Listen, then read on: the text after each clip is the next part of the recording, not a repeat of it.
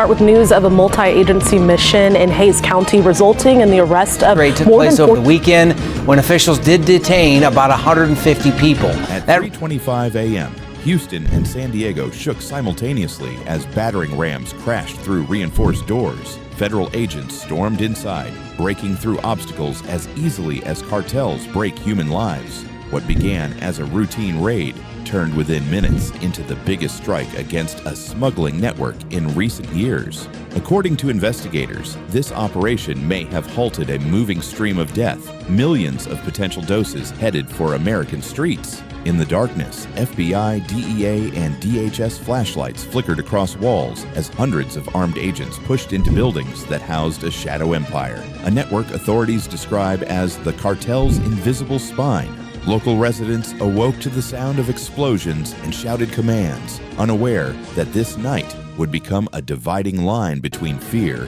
and truth. The raid spanned 2 states at once, but the epicenter was the grounds of Houston International Airport, one of the nation's largest cargo hubs. Here, inside a restricted terminal zone, 43-year-old Carla Mendoza, head of cargo operations, directed an internal narcotics pipeline, turning the airport into a gateway for Los Llaneros, a Venezuelan cartel specializing in covert air shipments. Inside her office, agents discovered over $54 million in cash and encrypted servers containing transport routes. The importance of the location was critical. Thousands of tons of international cargo passed through Houston's hub every day. And beneath that flow, Mendoza had been hiding cocaine and fentanyl precursors for years. Operation Border Eclipse extended beyond the airport into San Diego's warehouse zones, several front company offices, and suburban safe houses, becoming the most extensive airport-related cartel takedown of the decade. For 3 years, Carla Mendoza, the cargo terminal director at Houston International Airport, quietly built a system so smooth and silent that it remained invisible even to internal security. She unlawfully approved 39 night cargo flights disguised as supplemental commercial transport. On paper, these flights carried industrial components, medical reagents, or food concentrates, but the actual container weights differed from the declared ones by dozens of kilograms. The routes didn't match the official flight logs, and some flights never appeared in federal registries at all. The planes passed through several Central American airports, Honduras, Panama, Belize, where loading occurred outside official terminals, inside closed technical zones. That's where the cargo was refreshed. Containers were packed with cocaine, fentanyl precursors, and partially pressed tablets ready for U.S. distribution.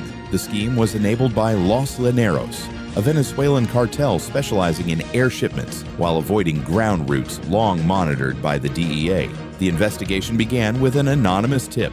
An employee at a logistics operator reported strange nighttime flights and recurring discrepancies in cargo manifests. At first, the FBI saw nothing explosive, but when a second report came from an aviation fuel sector employee, the case was transferred to a joint FBI-DEA HSI task force. What followed were months of covert surveillance. HSI analysts noticed that several flights approved by Mendoza relied on the same shadow corridor, a route officially too long for that aircraft type, yet one that allowed intermediate landings outside U.S. oversight. DEA brought in wiretaps. Mendoza's calls with partners in Colombia and Panama used encrypted VoIP systems. During these intercepts, agents first heard the codes LLN3 and Blue Palette, which later proved to correspond to specific narcotics batches. Undercover operatives then conducted controlled purchases through intermediaries linked to her shell transport companies and fake warehouse firms. The scheme turned out to be far larger than expected. Mendoza wasn't just approving flights, she had built an entire infrastructure, Shell LLCs receiving shipments and instantly reassigning them to new entities, a cryptocurrency payment system using multi-signature wallets, and mixing services for payments between the cartel and U.S. couriers, forged documents auto-generated to mimic real aviation declarations, a courier network moving drugs from the airport to private storage units while avoiding official transit corridors. Surveillance continued for nearly a year until a trigger forced immediate action. One of the night flights, filed as medical reagent transport, was scheduled to depart without standard TSA screening. The approval came directly from Mendoza. It was such a blatant violation that analysts suspected one of two things. Either the cartel was rushing a massive order, or they had learned about the investigation. When agents obtained internal emails referencing dissolving assets and moving documentation into cold storage, they realized the network was preparing to disappear. That's when authorities greenlit Operation Border Eclipse, coordinating simultaneous strikes in Houston, San Diego, and the cartel's logistical nodes outside the state. On the day of the raid, Mendoza's office became the central target. Agents found $54 million in cash, hardware crypto wallets, falsified flight registration logs, and heavily encrypted servers containing years of logistics history. It confirmed what investigators already suspected. This wasn't simple corruption, but a fully engineered aviation criminal infrastructure operating with the precision of an international corporation. When investigators began dismantling Mendoza's logistics chain, it became clear that air smuggling was only the tip of the iceberg. The most alarming discovery was that the drugs funneled through her night flights eventually surfaced not only in criminal circles, but in 15 high schools and 5 colleges across California and Texas. Students, sometimes as young as 14, gained access to methamphetamine, fentanyl, and synthetic stimulants far beyond lethal thresholds. One undercover dealer confessed to agents the product always arrived on schedule, like they weren't drugs at all, more like school textbooks. The network functioned like a perfectly tuned machine. The suppliers, Los Llaneros, a Venezuelan cartel, provided steady shipments of cocaine, fentanyl precursors, and methamphetamine components. They also oversaw production in mobile labs across Central America, where raw chemicals were blended with catalysts and shipped to the U.S. disguised as industrial reagents. In Houston and San Diego, the cargo was intercepted by local microlabs hidden in industrial garages and warehouse units. Here, the drugs were finished. Fentanyl mixed with stabilizers, methamphetamine diluted with pharmaceutical additives. Part of the product was pressed into pills stamped with logos of popular painkillers, making it easier to distribute among students. Armed cells played a crucial role, small groups tasked with guarding the warehouses and escorting couriers. During the raid, agents recovered modified AR-15 rifles, suppressed handguns, and over 30,000 rounds of ammunition. This arsenal wasn't for intimidation, it was for dealing swiftly with any disruption to the schedule. Another layer of the network involved human trafficking and migrant exploitation. The cartel used migrants, often from Colombia, Guatemala, and Venezuela, as disposable labor. They mixed chemicals, hauled boxes, managed microlabs. Their passports were traded as easily as narcotics. A single document could sell for up to $12,000 and pass from operator to operator. Some migrants were kept in rented houses on the outskirts of Houston and Chula Vista. Windows sealed, cameras installed, exits locked from the outside. The financial system was just as complex. The cartel and its U.S. partners used multi-signature crypto wallets and anonymizing mixers to launder payments. Money from campus drug sales was funneled in small increments through digital transfer apps to avoid bank-level detection. It was then converted into crypto, cycled through 3 or 4 mixers, and sent back to Venezuela as profits of legitimate companies. Especially troubling was the technological smuggling embedded in the pipeline. During searches, agents found equipment unrelated to narcotics, communications module components, microchip fragments, optical systems, items restricted from export. Some were seized from student dealers, likely as debt payment or as a low-profile method of moving sensitive tech across borders. This meant the narcotics pipeline doubled as a trafficking route for illegal technology exports. The operational cycle looked like this. The potential number of lethal doses in the seized batches was staggering, enough to kill tens of thousands if the fentanyl, mixed with powdered sugar for a soft effect, had reached school circulation. This is why investigators labeled the scheme the most dangerous youth-targeted supply model in 2 decades, a mechanism that fused cartel logistics, underage markets, financial anonymity, and human exploitation into one uninterrupted criminal engine.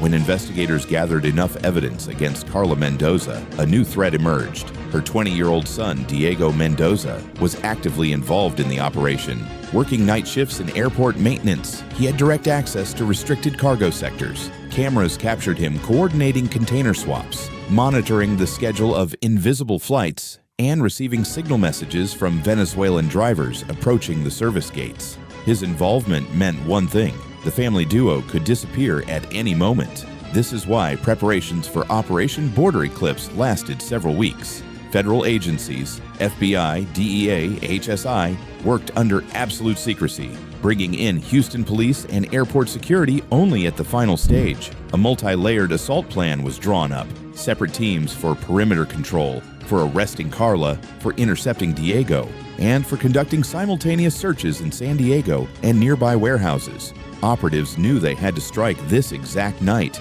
A major shipment was inbound, and internal analytics showed that Mendoza had begun preparing a reserve route, the escape corridor the cartel used whenever exposure was imminent. At the same time, cryptocurrency wallets linked to the operation suddenly began funneling funds to offshore exchanges. That was the final warning.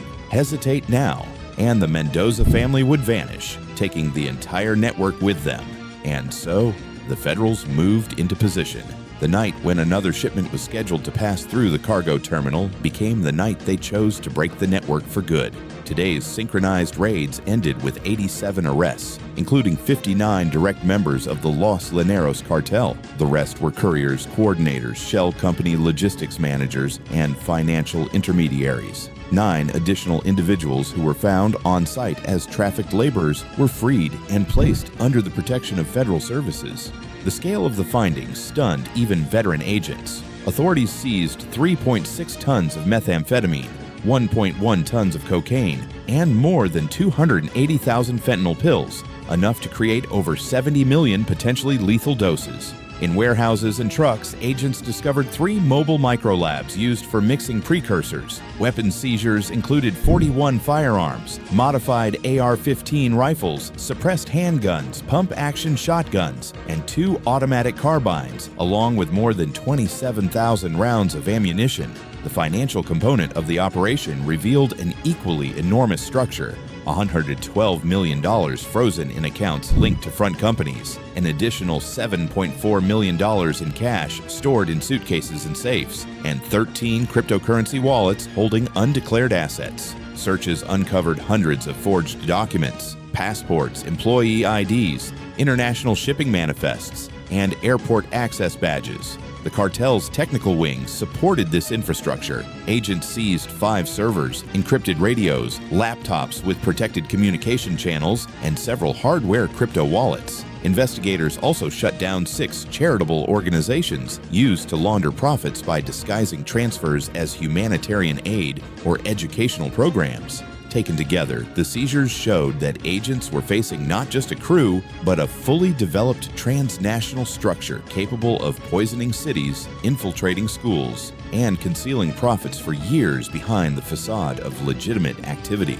After the initial processing of digital evidence, analysts discovered that Mendoza's smuggling network stretched far beyond the United States. Encrypted logistics files revealed clear drug transport routes into Canada. Shipments from Houston and San Diego were directed to Vancouver, Calgary, and Montreal through an interconnected chain of intermediate warehouses. The logs included not only coordinates, but the names of airport employees who ensured silent passage of containers through restricted zones. Federal investigators warned that the scheme was dangerous because it fully integrated 3 levels of criminal enterprise: aviation logistics, school-level drug markets, and international transit nodes. This multi-layered structure allowed it to operate for years. The narcotics flow hid among thousands of legitimate shipments, and key movements occurred at night when oversight was minimal.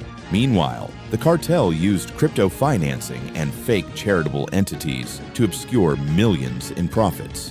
The takedown became possible only through a combination of digital data analysis, controlled purchases, and interception of encrypted communications. As one DEA supervisor noted, "These aren't just arrests. This is the moment we severed the spine of a network that stretched across the continent." A senior FBI official added, "Previous operations were local strikes. This is the first one that dismantled a cross-border system entirely."